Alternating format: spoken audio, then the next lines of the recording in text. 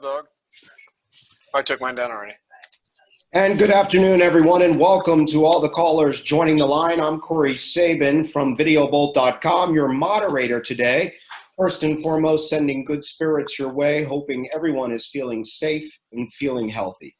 This is a live telephone town meeting from the Business Development Board of Palm Beach County, also being broadcast live on ESPN West Palm 106.3. We're in the process of bringing on hundreds of people on the telephone line to participate in this event with government and business leaders from all over Palm Beach County. I would like to ask everyone to please mute your phones so we are not interrupted with any background noise.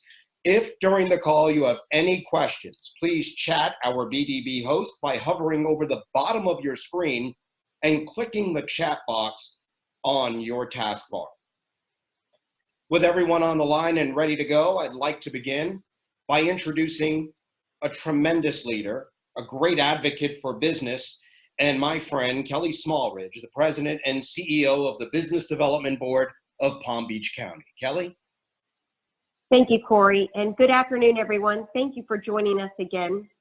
As Cory mentioned, this is the Business Development Board's 5th Town Hall meeting.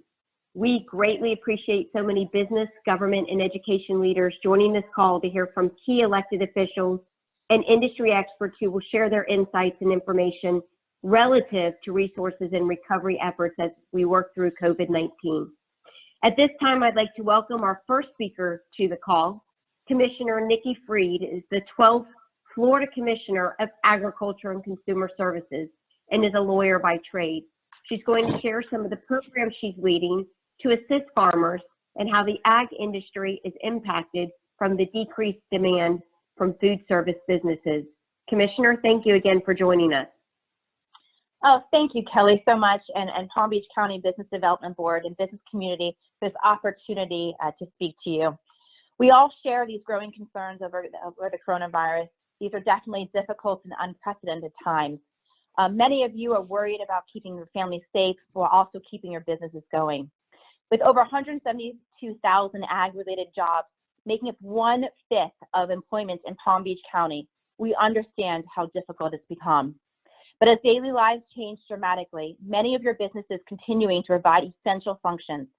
The services you deliver and direct to consumer assistance, your employees, are so critical. We are so grateful for the commitment of committed professionals like you, helping us navigate and adapt through this uncertainty. Be assured, we are all in this together and doing all that we can to keep our community safe. So what are some things that we are seeing? Well, first of all, agriculture is a $137 billion industry, 2 million jobs, and $4 billion in exports. And unfortunately, agriculture is facing some very big challenges right now. Farmers are dealing with devastated losses due to plummeting market demand as schools and major food service establishments close or operate in a limited capacity. Millions of pounds of crops are left in the field, financially hurting Florida farmers. So we are asking everyone to do their part to support our state's growers by stocking your stores and businesses with Florida-grown commodities and helping increase purchases of locally grown foods. And I want to just thank you for those who are already doing this and have already taken up the call to action. This is another reason why we recently launched Keep Florida Growing, our new webpage with resources for our ag producers, our consumers, our retailers, and other businesses. You will find Florida Farm to You commodities list, which is connecting our ag producers directly with buyers, businesses, food banks, and to consumers directly. Producers can go and use this online form to list products. Buyers and grocers, restaurants will find an abundance of Florida-grown fruits, vegetables, seafood, poultry, and eggs right there on this products list. So it's all available on fdac.gov/keepfloridagrowing. We want to ensure that fresh from Florida products are stocked on every single shelf of Florida markets and inside every business. So from Palm Beach County and beyond, we are here for our farmers and businesses every step along the way, and we all must work together to support each of you and making sure that we are keeping Florida growing. Commissioner, it's Cory Sabin. I hope everything is well. Thank you for the update.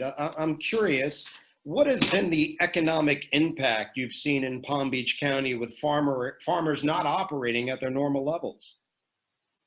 Well, as most of you know, Palm Beach County is one of the biggest agricultural counties in the state, and is the biggest. This means that a significant amount of crops that are going unharvested and being left on the field due to lack of demand is seriously harming our farmers financially across the state, but that impact will obviously be greater in Palm Beach, with you being the largest county. Though food supply chain is steady, we want to ensure that farmers are able to operate profitably and continue to grow food that feeds our state as we return and try to create some type of normalcy in the future. So we are seeing that firsthand, and this is why my team is not leaving any stone unturned and creating all types of new ideas outside the box to really get our farmers to their communities. And we are doing other things as well as really encouraging our farmers to go on to My Florida Marketplace and register to become a vendor. That way that some agencies like Department of Corrections can actually purchase directly from our farmers. And we did that actually in Miami-Dade County. We had Department of Corrections buy almost $300,000 worth of produce directly from Miami-Dade. And so we're really encouraging everybody across the state to either become a vendor with the state or at the very least make sure that they are uploading what commodities they have available onto this website. And Commissioner, talk about the challenges in regards to a potential drought and/or water issues. Yeah, you know, we obviously are monitoring it. We know that the Lake O levels are dangerously low. We are constantly in communication with the Army Corps and what is happening in South Florida. We are definitely concerned. And we are, you know, I have calls with our ag community every other day and some in between, just to kind of give updates on what's happening. So we are definitely concerned. We are monitoring it, and I'm doing rain dances in between conference calls. Well, if you need some background music, glad to help. We have a question from one of the attendees. Why are grocery stores still out of paper products, soaps, and cleaners? Why can't the stores keep up this far in the shutdown? That's probably a little bit out of your realm, but go ahead if you want to take a shot at it. Sure. I mean, this definitely goes into my realm. And first of all, if you go to the food stores, I believe that they are restocked. I know that the food store that I went to yesterday, there was an abundance back of toilet paper and paper goods. I mean, look, here's the situation is when everybody first heard about the pandemic and realized that there would be closures and quarantines, everybody believed that they were going to be locked in their houses, not able to leave for months on end. And so everybody went to the stores and stocked up. I mean, that's why all the freezer items were all gone and people were buying all of the hand sanitizers and paper goods. And so even when I've talked to Publix almost every day, hearing what's going on as far as that portion of it, typically Publix transports about 2 truckloads a day to regions, and they had increased it from 6 to 8. And so it's a matter of just keeping up with demand. But now that people are stopping to hoard, they realize they can still go out to the food stores. Food stores and grocery stores are essential businesses, that you're seeing a lot less of that. People are calm in the food stores. There's not franticness. Everybody's doing social distancing. And so you're going to see all these items restocked. But generally speaking, you just want to go on to not just the paper products, but the food supply in general.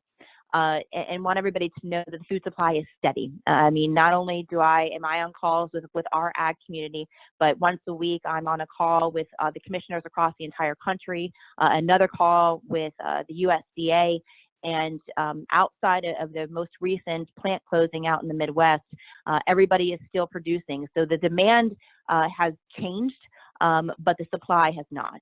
And so you're still seeing the same type of produce that's coming off the farms as you would have in any normal growing season. Well, sticking with the produce, since you're talking about that, where can we find consumer marketplaces for produce in the Florida Fruit and Vegetable Association website? Where can families find local sellers in their communities? Yeah, so we, as I said, and some of the talking points is that we started a new webpage on our website, which is a one-stop shop for all of our consumers as well as for our ag community. So our ag growers can go onto this website. They can upload all of their local produce, when the expiration dates are. They also will find pertinent information regarding CDC guidelines on workers, making sure, again, that's, the people that are out there picking our strawberries and our watermelons, and all of our green beans are safe is important, because that is when we would have a problem in the food chain, is if our workforce was to actually start getting sick. So our growers have an opportunity to go onto the website, get all of our recommendations, the CDC recommendations, find out what's happening with federal programs, when money is going to be flowing down from the USDA. But that's also where the consumers can go. Consumers can go right onto this very user-friendly page, find out what is available in their own community, as far as what growers are putting their products on our website, and then also finding out where their local farmers markets and U-Picks are. So very user-friendly, one-stop shop for both the consumer and for the growers. And that would be Keep Florida Growing, correct? That is correct. It is SDACS, that's SDACS.gov/Keep Florida Growing. Perfect. And one more question before we let you go. What are we doing to support our seniors living in communities sheltering in place and assisted living in nursing homes? This one is from one of the attendees as well. Yeah, so we actually don't oversee the SNAP program or the senior feeding programs. However, we are in communication all the time with DCF and Elder Affairs. Each community has Meals on Wheels programs. We announced this week that actually the USDA has approved our online SNAP. So if an individual is on SNAP benefits, they can now go online and actually purchase. We are also in a lot of communications with different nonprofit organizations, including different actual companies like Lyft, who is working with us in some of our other restaurants that may be also still actually producing food, and other different facilities, to be able to kind of connect those two dots together. In addition, we also have on hand on our side 1 million low sodium ready meals, so that we can disperse if necessary, if any of these feeding programs happen to have a gap in them, and we can kind of come up and fix them. So that is fdacs.gov/Keep Florida Growing, correct? That is correct. All right, Commissioner, it looks like your dancing is working. We're supposed to have a wet weekend, so keep it up. Fantastic. I will certainly do it. And my 3 stepsons that we're homeschooling this week will contribute to that as well. Terrific, terrific. Well, thank you so much for your time. And now I'd like to move on to another area that's been affected. Many of us are seeing it in the real estate space. And our next speaker is the Senior Vice President of Related Communities, Gopal Rajugada. Gopal, thanks so much for joining us. And if you could, please give us an update on what you're seeing and hearing, please. Yes, thank you very much for having me, and good afternoon to everyone. We certainly and obviously are in an unprecedented situation. And for the related companies, for the types of neighborhoods we build, which are vibrant mixed-use neighborhoods, we're finding, obviously a dramatic reduction in traffic from mid-March to the present. And the categories, just to break it out, that we work in are retail, hospitality and hotels, office buildings, and residential. Residential being residential rental, multifamily, high rises, and then residential condominiums as well. So given this stop in the economy, certainly, like I said, we've seen a dramatic reduction in traffic, and seeing different, varying levels of, effect here on the different asset levels. Certainly, the 2 asset classes that have been affected the most are retail and hospitality, by means of, reduction in traffic. Most retail centers are closed, aside from, some retailers and retail centers are closed, aside from a select few restaurants that may be open, doing takeout only. By government protocol. And then hotels, we own quite a few hotels, including the Hilton in downtown West Palm Beach. Many hotels are closed because tourism has basically come to a halt. The Hilton is actually open, operating at very low occupancy, and we're proud to actually have partnered with Related. Has been proud to partner with Hilton and American Express to offer free rooms to first responders. So we're actually getting some good traction there. On the office side and the residential side, we're not really seeing much of an effect across our portfolio. Tenants are paying rents, and while there's a bit of a lull here and not everyone is going into the office. Certainly people are living in their residences. Rents are being paid. And I think for our new assets, we're building an office building right by the Virgin Trains in downtown West Palm called 360 Rosemary. We're very excited about building brand new state-of-the-art buildings. And so are tenants that we've signed up and tenants that we continue to discuss with. Well, Gopal, first and foremost, thank you for all you're doing in regards to the free rooms for the first responders. That's tremendous. And one of the joys you see when you come off the highway and you make your way into West Palm Beach, you're seeing the construction that's happening on those high rises. So that's good to know that that's going to resume in the next couple of weeks, as you pointed out. But what can the BDB do, the Business Development Board, do to help in this recovery? Yeah, that's a great question. And I think the BDB, who's been a great partner with us, for our 25-year history in Palm Beach County and specifically in West Palm. I think, the BDB certainly can encourage, locals to support local. Right now, supporting local in kind of retail format is likely, supporting restaurants and local restaurants in the takeout category. And I think, I work personally with Kelly Smallridge and the BDB a lot on the office story for Palm Beach County. And what I would say is today, we had a great story here with Florida from a taxation and lifestyle standpoint.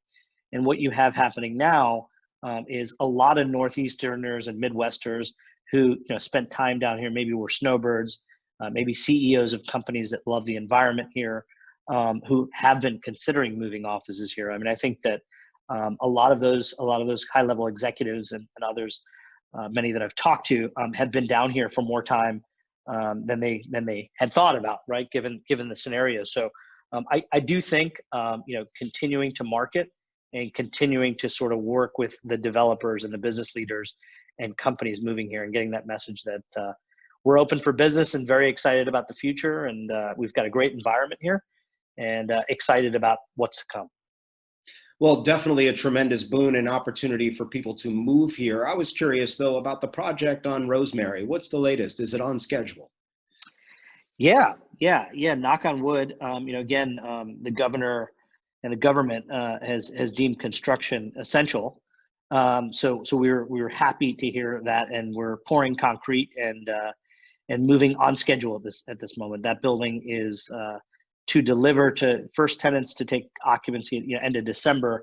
Sorry, for first tenants to take occupancy in April of next year. So we're happy that we're building and happy that the building's fully financed and 40% leased, and excited about the thought process we put into the building, pre-COVID-19, and excited about some new thoughts we've had, during this COVID-19, and whether it's thinking about contactless technology that we had already thought about implementing in the building, very much like what we've implemented in our projects in New York at Hudson Yards, or better air filtration, cleanliness, cleaning, antimicrobial surfaces, emphasis on wellness.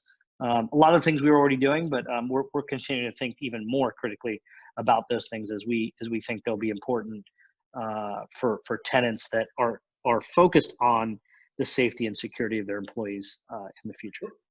It's interesting you talked about this environment as a follow-up question that someone that's attending asked in regards to the innovations you may be making at 360 Rosemary in response to what's happening now with COVID, no touch zones, et cetera. Will you be doing anything in regards to restrooms, fixtures, elevators, et cetera? Yeah, absolutely. And like I said, we had already thought through some of those things. Like, for example, we have a technology that's called destination dispatch elevators. That can also, it's contactless turnstiles, so you can walk through the turnstiles without having to take your card out. You tie into the technology in your phone. You could also use your phone to get into an elevator to get onto your floor. So no touch elevators, which we think is a pretty cool feature that was becoming very popular in some of our other cities that we develop in, and other ideas. I think that we're exploring everything, and we figure since we're building new, it's a great time to be, as state of the art as possible. And last question I have for you, if you don't mind, Gopal, I'm going to ask you to put on your prognostication hat and tell me what you think market fundamentals will look like once we return to normal life. Well, I can't say that I have a crystal ball. Wish I did. Look, I think we're economically, it's pretty obvious with unemployment, and there are layers upon layers upon layers of what's happening. So I think, economically, we're going to have a major impact here, obviously in the near term, but I think actually in the long term too. But I do think that, people are going to gravitate towards great experiences, whether they're vibrant, mixed-use retail, restaurant, hotel experiences, or great living, great office developments, everything that we've always focused on as a company. So I do think that Florida will continue to be more in focus, and I'm excited about the future, and I think, like everyone else, hoping we get back to normal as soon as possible. Well, Gopal, thank you so much for taking your time to join us today. Continued health and success. Thank you so much. Thank you. So we want to remind everybody and thank our great partners that this is being broadcast on ESPN 106.3. Thank you to that amazing team over there. Well, our next speaker is Jorge Pescara, the CEO of Discover the Palm Beaches. Jorge, if you could, please give us an update on what you're seeing in regards to tourism, and thanks for joining us.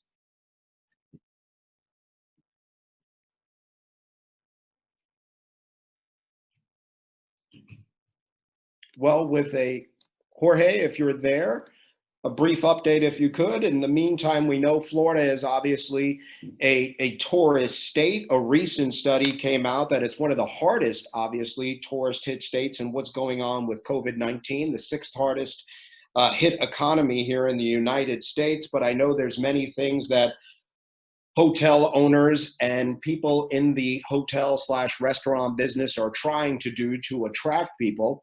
So Jorge, I'd love to know, are the hotels being used for medical personnel? What percentage of the hotels are being shut down, etc.?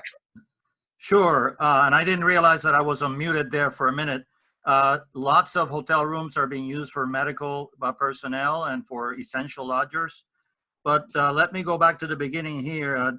We're well aware there's a lot of suffering going on out there, not just in tourism, but in every industry. Travel and tourism has taken the brunt of this COVID-19 virus. Out of $1.2 trillion in economic losses, about $520 billion are in direct travel spending, as you can see in that first slide. And out of the 22 million people who've been put out of work, 8 million are in travel and hospitality. That's over 1/3, 36%. So travel industry job losses alone will push our U.S. economy into a recession. So COVID-19 impact on travel is nearly 10 times worse than 9/11. And that's not an exaggeration, that's a fact. So here in the Palm Beaches, 20% of the hotels are shut down. That's a little more than the national average. And as you can see from this chart, about 77 points drop in occupancy over the last couple of weeks. So it's been a very dramatic impact. Our job at Discover the Palm Beaches is to do everything possible to get tourism industry back on track and Palm Beach County's economy the minute the marketplace returns to some level of more normalcy. And rest assured, we will be back. And we'll do that in collaboration with other TDC agencies in sports, film, and culture as well. In the meantime, we're providing as much relevant information and support while the crisis, and I'll come back to that at the end of my remarks. In the next slide, you see that as things continue to play out, we're kind of in the fear stage. So people are changed their travel forecast from 87% to 70%. So it's a big drop. And this will continue as infections spike throughout the country. You know, it was New York a couple of days, could be New Orleans, and then who knows when South Florida, we think at the beginning of May. So while all this may be a big calamity that has hit us in 100 years, we will overcome it. So the next slide, you'll see that there's a significant change in optimism over the last few days. You see from April 3rd, 5 to April 10, 12, there's been a doubling of the optimism in terms of people thinking of travel into the future. In the next slide, you'll note that Discover the Palm Beaches, or the Palm Beaches, should I say, as a destination, kind of fit the profile of the destination, the ideal destination that people will want to visit first thing after the pandemic is over. Beach destinations are top of the list, with smaller cities and towns, with good open parks, and lots of space for recreation. They're looking for places for relaxation and rejuvenation. So all of these things are attributes that we bring to the table. But nothing's going to happen, if we go to the next slide, until 3 or 4 things happen. The reduction in the rate of inflation is widespread and contained. The shelter in place and travel restrictions are lifted, and company policies prohibiting corporate travel are lifted. And of course, the reopening of institutions like universities, events, concerts, so forth and so on. If we go to the next slide, you'll see that there's also good news from other parts of the world. These are charts that show the US progression in terms of occupancy, hotel occupancy. And you will note that in China, they're already creeping up to the 30% occupancy, which is far better than where we are. And they're seeing like it's going to go up at a rate of 10 points every month. So that's good news there. And as more communities in the US have taken drastic measures to contain the virus, we're seeing real results here. If we go to the next slide, you'll see that we have this long-term view of where we are going to be getting back to normalcy over the next several months, with the late part of the summer being the time when things begin to really come back to some level of reactivation of the tourism economy. And if we go to the next slide, our message is to be optimistic, because destination organizations are working nonstop to make everyone aware of the key things that we need to know about essential lodging, about the virus, about the CARES Act, and all those things. And also with our partners to be ready to jump into action back in the marketplace the minute that those restrictions are lifted and people feel comfortable about traveling. Travel has been a steady part of the global economy for a long time, and it led the recovery after the Great Recession here in Florida, creating more jobs than any other industry. And we intend to do that again. So our call to action is go out there and buy a lot of takeout food. They need the business really bad. Go to our webpage and look at our essential lodgers, virtual tours, and act of kindness information. For now, stay at home, because that's what's going to allow us to travel tomorrow. And the minute things begin to unravel and we can move around, get ready for a staycation. That's going to be the first round of business that the hotels are going to enjoy. Then after that, use the power of a personal invitation. The #1 reason people come to Florida is visiting friends and relatives. So that cousin in New York or New Jersey or Milwaukee, bring them down and stay positive. Those are our key points today. Jorge, fantastic. I often say we live where people vacation, as you well know, and everything we can do to support our local restaurants, support our local hotels. I'm a big believer in the staycation, so that's a fantastic message. Is there any other strategy or idea that you have where leaders can help share this guidance as well, beyond buying local and staying local? Well, I think that there is a lot of discussion, I think, about starting to hold meetings at hotel properties the minute that those restrictions are lifted. That would be a significant help. I think that our list of actions, or the call to action, are really the main thing right now. You know, we're hoping that this terminology of the new normal is going to be avoided going forward. Who wants to be in a world where we can't shake hands or hug our friends or meet with a number of colleagues in a conference? That's I think the ultimate goal here, and I think we need to keep that goal in mind as a community. One step at a time. It'll take some time and some precautions. Everybody will start letting their guard down, hopefully, when things get back to that normal and we feel more comfortable.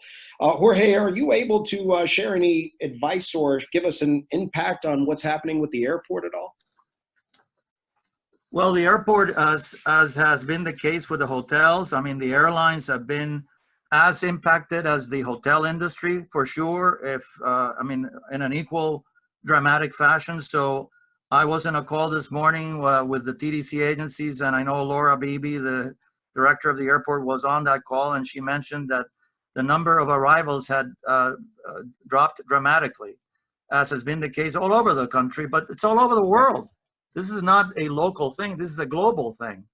So the good news is that we see an uptick in places like China. We see that places like Germany, where they were very strict at the beginning, are beginning to open up the business. Denmark yesterday just announced that the schools are back. So there are very good signs, hopeful signs out there that things will be coming back to normality. And of course, the ultimate solution is a vaccine or a therapeutic that is going to decrease the number of fatalities out of this horrible disease. But we're hopeful. We're optimistic. Jorge, I appreciate your time. And when things do get back to normal, big hug for you. Thank you. Thank you, Cory. We need it. Okay, so if you're like me, you've been flipping around on ESPN on air, and you've been watching old baseball games of Cal Ripken breaking the record and seeing football games from 2010. But when will sports get back on TV? When will it be back in Florida? Our next speaker is George Lindley, the Executive Director of Palm Beach County Sports Commission, who can give us some insight, George, into what's happening here. I know that sports was deemed essential by the governor. If you could, give us an update on what's happening and if there will be a sense of sports going forward here in South Florida and Florida for that matter.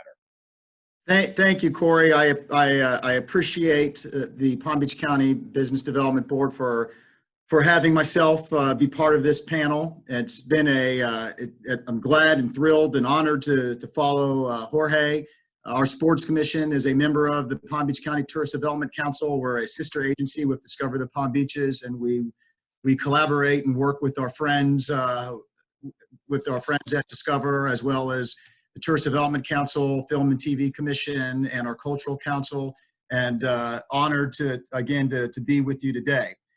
The sports universe has been impacted in a way that I could never imagine once the COVID-19 pandemic took place. And we at our sports commission, we're about economic development. We're about creating tourism for our county. And sports is a big player in the overall tourism industry within the United States and a big contributor to Palm Beach County's tourism landscape. But sports means so much to so many people. It's also great entertainment. It's about participation. It's about engaging individuals from all backgrounds and bringing them together. It's about making sure that we stay active and fit, creating youth involvement in fitness and activities. It's so much. It means so much to us. And the sports universe came to a complete stop about the second week of March, stopped right in its tracks. And I think the power of sports is evident when you hear the President of the United States mention just recently saying that he plans to make sports a central part of the American economic revival. It shows you the economic and tourism engine that sports represents. Also, what you just mentioned it, Cory, but Governor DeSantis signed an executive order recognizing professional sports as an essential business. That speaks volumes into what sports means for our state of Florida and then ultimately Palm Beach County. And I want to just give you just a few examples of what's happened to the sports industry on a national landscape. And these examples all have implications right here on Palm Beach County. The NCAA was the first to act when they suspended all spring sports, including the NCAA men and women's basketball tournaments. We lost March Madness. Who would have thought that? There's uncertainty on winter sports. Well, when this came down, Palm Beach County was poised to host an NCAA Division III Golf National Championship for men and women this May at PGA National. And it would have been a huge economic driver, 5,000 to 6,000 room nights, but that's not happening anymore. On a national landscape, the Olympics were postponed for a year. Big deal. It was supposed to be this summer in Tokyo. It's been postponed for 1 year. And with that postponement, national governing bodies, Olympic governing bodies, saw their business models change. They're all nonprofits, and it changed significantly.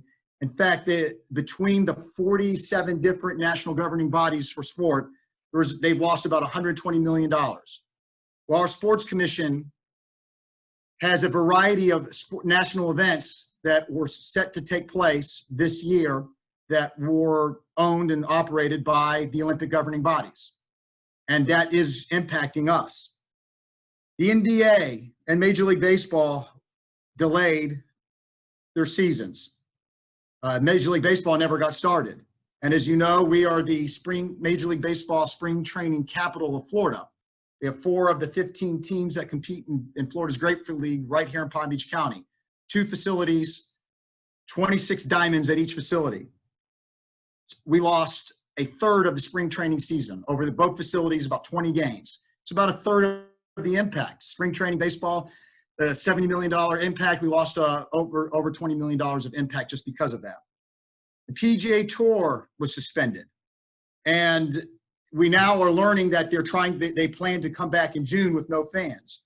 Well, we were fortunate because the Honda Classic, the only PGA Tour event in South Florida, actually held their event just weeks before the pandemic set in. But we're home to a PGA Tour event, an LPGA Tour event, and a PGA Tour Champions event. So this has big implications for us in that regard.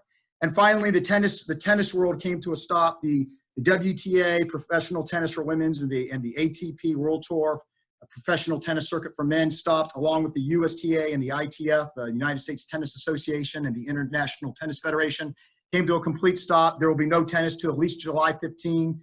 And we were slated to host a variety of youth tennis tournaments under the USTA umbrella. In fact, we had a ITF Senior World Championship event scheduled for this May that would have brought representatives from 40 different nations, about 2,000 visitors, and create between 3,000 and 5,000 room nights. That's no longer happening. So that's what's happening on a national landscape. And what does sports travel mean from a tourism and economic development perspective? Sports travel is continued to grow as a niche market within our country. In fact, according to the U.S. Travel Association, it's considered to be the fastest growing segment of the overall tourism industry. And the number of sports organizations catering to this market are growing each and every year. The number of event hosting opportunities for communities have grown significantly. We've seen a rise in infrastructure for sports facilities and venues growing at a rapid rate throughout destinations in the U.S. and rural destinations. Middle America are building identities around sport and sports infrastructure. And according to our National Association of Sports Commissions, sports travel is a $12 billion industry, and it's increased dramatically over the last 3 to 5 years. That's being stopped. That's a lot of revenue that's being created for this country. Tremendous amount, George. Tremendous amount. Out of curiosity, with spring training, about a $70 million economic impact. Is that correct? Yes, that was the impact of spring training for 2019, according to a study, and we lost about a third of it. And what about, here's a question, what about the Winter Equestrian Festival? That one was just asked by someone tuning in. How much revenue was lost from that? Yeah, we're fortunate that the Winter Equestrian Festival, the largest equestrian show jumping event on the planet, the majority of their season was activated, but we did lose the last 2 weeks. So in totality, it's over $100 million of economic impact, creates well over 100,000 paid accommodations at hotels and seasonal rentals. And so we lost a small percentage of that, but it's a big impact just to even lose a couple weeks of web. And in total, our Sports Commission lost approximately, we lost approximately 45,000 room nights. This is over 30 events that began the second week of March, all of April, and then all of May, and now into some of the summer. And I say we lost, those are events that have been canceled or postponed. And we estimate that to be around $35 million in economic impact and about 45,000 lost room nights. But we try not to dwell on what's happened, what we can't control.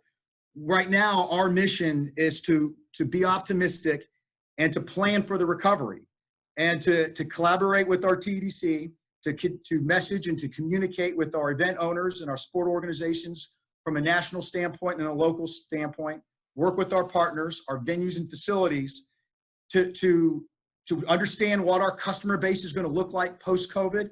And we are still selling the destination. We are working to recruit sporting events for the future, for 2021 and beyond. And we're optimistic that we will see a recovery into the late summer or into the fall. And we have a great slate of events that are ready to be activated if the conditions are right. So George, to that point, being optimistic and looking ahead, some of the events that perhaps are lacrosse tournaments or soccer that are maybe planned for June, July, August, are those still on track if everything clears up, or have those been postponed as well? Some events have already decided to make a postponement that were scheduled for the summer. There are events, we do have a portfolio of events that are scheduled to take place in June and July, and if conditions allow, that would happen. We also are working with our event partners to understand what the event may look like post-COVID, with social distancing practices in place, and we're working with our venues as well in terms of what the customer may look like. So a good example is we're working with a national event that had an international component.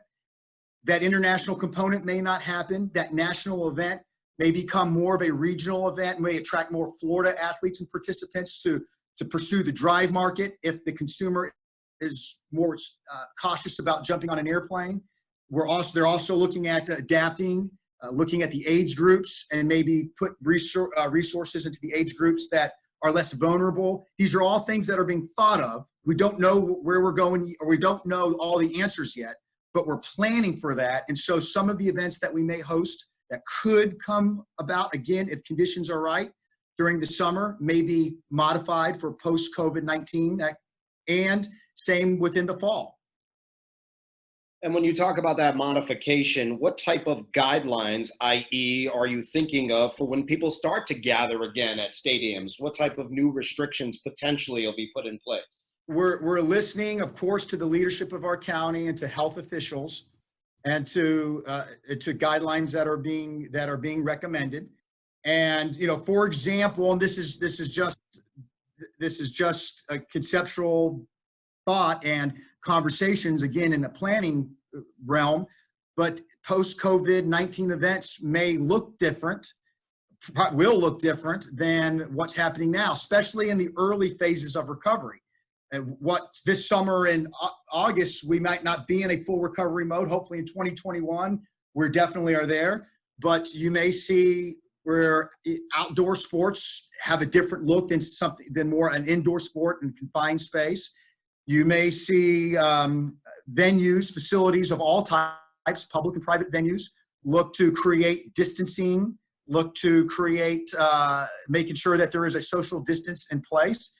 Maybe hypothetically, stadiums and other venues could be looking at taking or monitoring the guests that come in. Let me take your temperature, making sure that everything is right. Maybe even in a seating environment. We're gonna space out the seats. We won't sell every seat, but we'll leave 2 or 3 seats in between each consumer. For participatory events, there could be a lot of different changes. Individual sports, some sports are more suited for social distancing, like golf, like endurance sports, running, tennis. We're talking to a tennis tournament right now that wants to continue on with their event, but may eliminate the doubles play and just stick to singles play. So again, a lot of modifications could happen to allow events to still be staged during a post-COVID-19 recovery phase. George, thank you so much for taking the time to update us. Thank you, Cory. So thank you to George Lindley, Jorge Pescara, Gopal Rajugada, and of course, Commissioner Freed. And thank you, all of you, for taking the time today to tune in. We hope everyone on the call with us today takes away the valuable insight and perspectives so each of us is better able to make informed business decisions in the coming weeks and months. Remember your local farmers. Remember to take that pledge. Stay local, buy local. On behalf of the Business Development Board, we want to assure its membership in the Palm Beach County business community that they are doing everything within their ability to provide you, the business leaders, with the kind of up-to-the-minute information you can use to guide your decisions as we move through this period of pandemic. The BDB has launched a county-wide website to help local companies navigate COVID-19. We encourage you to tap into these resources. Bookmark www.bizhelppbc.com. That's B-I-Z, bizhelppbc.com. There'll be updated information around all of the recovery efforts. There's another call scheduled for next week. You'll be getting the details early next week. Stay safe and healthy. On behalf of ESPN 106.3, thank you. For the Business Development Board of Palm Beach County, I'm Cory Sabin. I appreciate your time today. This call is now concluded.